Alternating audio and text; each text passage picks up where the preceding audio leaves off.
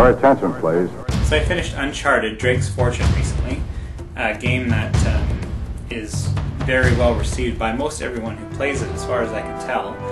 And I'll start by saying yes, it is a very good game.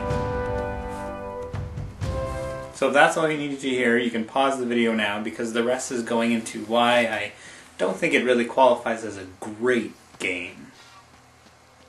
So the gameplay elements are broken up into a few different areas.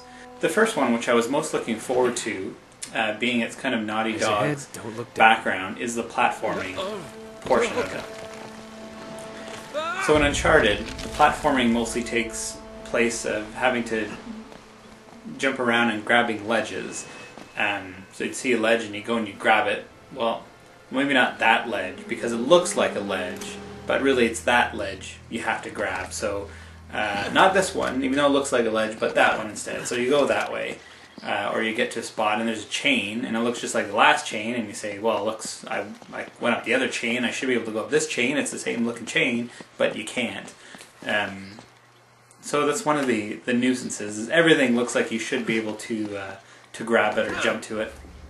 But the path you can follow is much more linear than what it might appear to be. And because of that, there seemed to be a lot more trial and error than necessary for this kind of game. It actually reminded me a little bit about Prince of Persia: Sands of Time, with the exception that the advantage Sands of Time had is that it had the Sands of Time. So if you were trying out this trial and error situation, you could just, and you made a mistake, you just rewind and start over, as opposed to having to go back to the last checkpoint.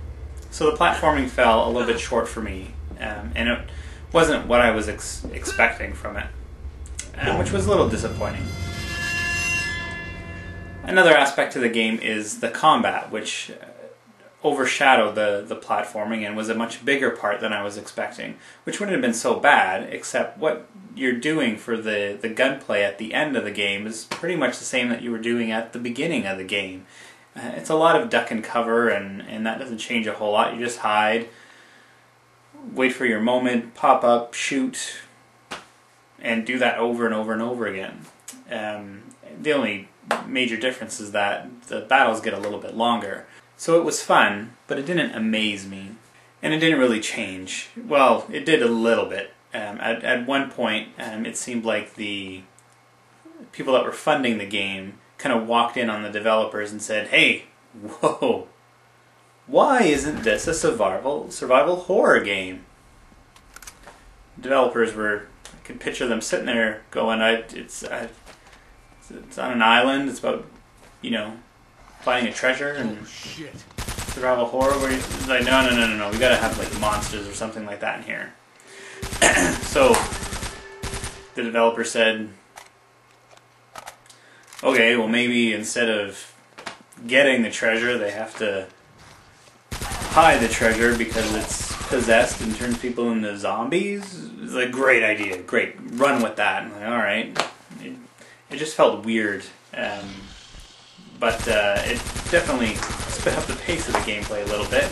Then again, you're stuck with uncertainty, because there was times where you have to kind of sit and fight it out and wait till you get rid of all the monster zombie people coming at you.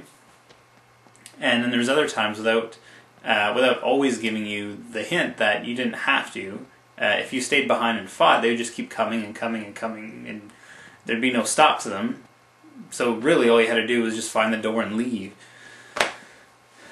Which again seemed weird. There wasn't always the best judgment I found in situations like that. Something else they did to try and mix things up was something a lot of games do, and it's at vehicle levels, and that's all good and fine, and again, they were fun enough in this game. At one point you're driving around in the back of a Jeep using a gun turret, another point you're on a Sea-Doo or a jet ski. The problem was they put the two right next to each other. To me, if you're going to put them in to mix up the gameplay, you do a little bit of the regular stuff. Throw one of these short vehicle missions in, do some more of the regular stuff, throw another one of these vehicle missions in, and then, finish off the game. But instead they decided to do the regular stuff, Jeep jet ski and then a lot more of the regular stuff. It just didn't seem to make sense why they put them so close together. Puzzle solving was another aspect of the game, but I use the word puzzle lightly. Their version of a puzzle was you walk into a room and there might be some statues or something like that that's you recognize, and Drake goes, "Oh, this looks familiar," and pulls out his book, and you look at the book and has picture. Oh, look, pictures of these statues. Except in my book they're all facing right, and here they seem to be facing left. What do I do? Oh. Wait, I recognize these symbols.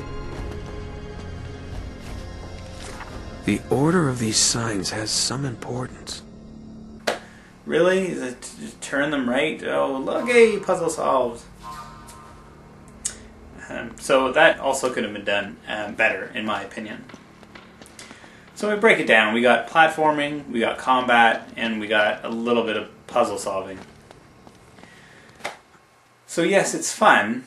As a whole, it is fun. I might be coming down, might sound like I'm coming down on awfully hard, but the reason is because that other games have done it better. Like, of all these aspects, there's other games that do it more fun, in my opinion.